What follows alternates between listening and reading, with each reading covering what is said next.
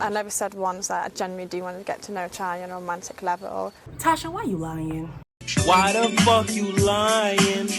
Why you always lying? Hello everybody, welcome back to my channel. My name is Queenie for those who don't know me, and today we are filming in the morning, so I figured why not show you guys the views. Ain't it beautiful, you guys? I'm gonna be so depressed when I have to go home. Today we are reviewing Love Island Season 8, episode 19, I think. 18, 19. Yeah. Before I get into it, please make sure to like the video, subscribe, and hit the bell, and leave a comment down below. I just really want you guys to take this in, like, how am I supposed to go home? All right, so this video is very Tasha heavy, so I feel like I just want to talk about Tasha first, get her out the way, and then talk about some other things that I noticed in the episode. So before the recoupling text came pretty much right at the beginning of the episode. So everybody was like kind of scrambling, but not really, because a lot of the couples, to me, I felt like it was going to make sense. One of them being Tasha and Andrew. However, Tasha has a realization that she hasn't really been her full self while being with Andrew, and she feels like in being with him, there's a side of her that she's losing, and she kind of wants it back. You feel like you've lost yourself?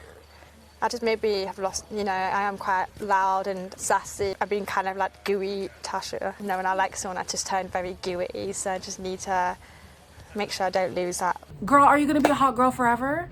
Are you gonna be a player forever? Like, at some point you're gonna have to settle down, and I'm not saying it has to be with Andrew, but like, you feeling ooey gooey and whatever, like, isn't necessarily a bad thing. Like, nobody's making you stop your sassiness. Like, I feel like, I think it was Luca or Dan, I don't remember, it was obviously one of them, said that Tasha chases the bad boy, like the guy that has an edge to him. That's who she wants the most attention from, because she has this side where, like, she wants to be sassy, she wants to be whatever. And I guess Andrew's too much of a square. I mean, he is a square, let's be honest. Andrew is a square, but like, you kind of knew this, and so you constantly going back to him doesn't make any kind of sense to the rest of us.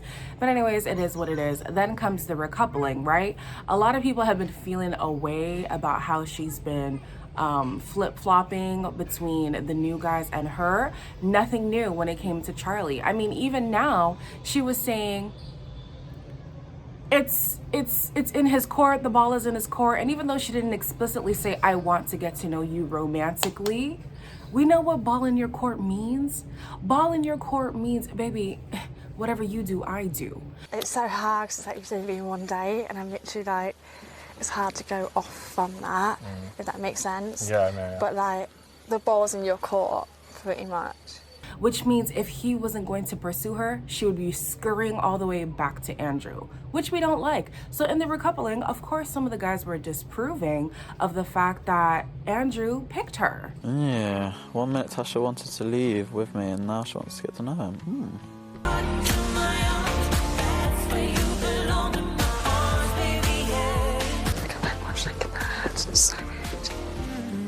I side with the guys again. I'm sorry. I know some of you guys are like, Queen, how don't you see that these guys are attacking the women?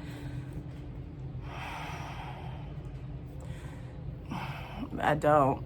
I don't. I feel like in this moment, again, they spoke facts, and I have to agree. Tasha has been irritating me. And it's not even because I love Andrew, but it's because Andrew doesn't deserve the way that he's been yo-yoed back and forth, up and down with this woman. And it's like, so if somebody was to show you the full interest that you've been looking for, is it just chuck Andrew to the side and forget he ever existed? Because that seems like it's what would happen if Charlie really did pick you. Like, girl, stop playing yourself. It doesn't seem like you're being real sometimes. I'm just being straight up with you. Like, he always says that we have to go through these tests to get to know other people. You don't quite literally have to force yourself to get to know people, though. So anyways, by the end of the episode, Andrew's really trying to console her. She's not having it. She has a stank attitude. She's just upset that everybody sees her as this, like, villain or whatever. And it's like, okay, well, then stop stringing this man along. The week one Tasha would not cry about this. I'm literally like, why the fuck am I crying about people's opinions? Like, I just feel like I've changed. You can't just be sassy Tasha all the time. Was it annoying? I know that Andrew made a comment that the next day would be when his Love Island experience started. And then he clarified by saying, no, like if you had picked Charlie, like this would be our first test. Andrew, I'm gonna need you to stop that. I'm gonna need you to stop having your tail between your legs when it comes to this girl. You started off with the lying about the what place she was at when it came to Luca. Like, can you stop fumbling? Like, stick to your guns, okay? If you want to pursue other women, if they come in, I'm gonna need you to stand 10 toes down and say, yeah, my Love Island experience has started today. Yeah, I wanna explore what else is in here. There are 2 women who he hasn't even given the time of day to, and that is Antigone and Danica. Now, mind you, I don't think Danica would ever be his type, but give it a chance.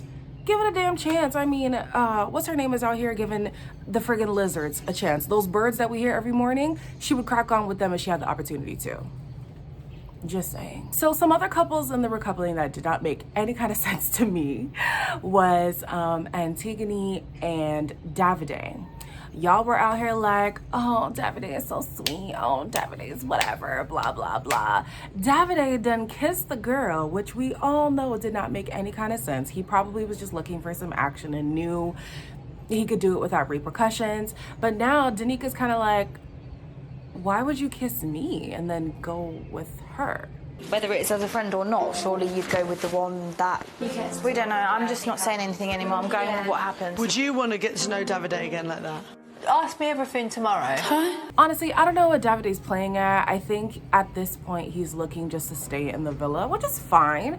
I would just like some transparency when it comes to that. Like, don't put it out there that you could have feelings for Danica. Feelings could be developing and then you do what you just did. Granted, I don't think he had feelings for her. I don't think feelings were developing, but that's the impression that Danica was getting. So I feel like he owed her that transparency and he didn't do that. So I was like, Davide, can't really root for you when you're moving like Ekin-Su. Speaking of Ekin-Su, she gets picked by Charlie, which I was surprised by because Charlie was, doing all this talk about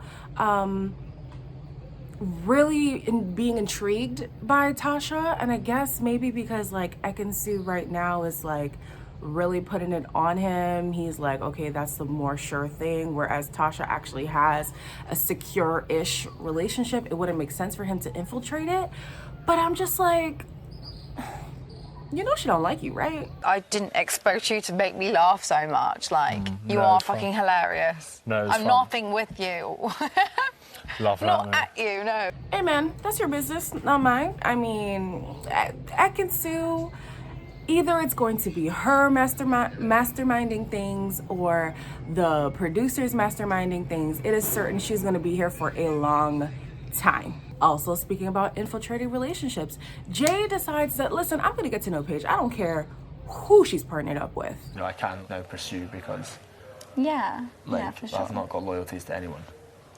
Have you not? Well, you. Other than you. Like, I haven't got loyalties to anyone here. I like the gusto. I really do. And again, I cannot justify why I want them to try it out, but I want them to try it out. It is what it is. My only thing with that is she is so enamored by Jax, and that's fine. It's fine, but I'm like, ooh, Jay, you got an uphill battle. I mean, she's giving it a chance. She's opening her mind up to it, but the way that she talks to him and the way that he talks to her too, this is Jax, I'm just like, oh. No, now you say I am waiting for a girl to come in.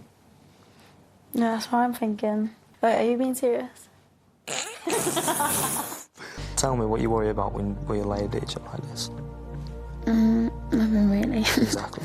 It would take some kind of royal mistake by Jax or like a grand gesture from Jay that she just is so bewildered by for her to really change her mind. Because you look at this girl, even when she just talks about Jax and you're like, oh gosh, she loves that man. Unlike Luca, who just be throwing out elephant juice because we know when you mouth it, it looks like I love you. I don't know why he's doing it's so anyways, unlike that situation, I actually look at Paige and I'm like, oh no, she really is into this person. Whereas I look at Luca and I'm just like, I still see opportunistic.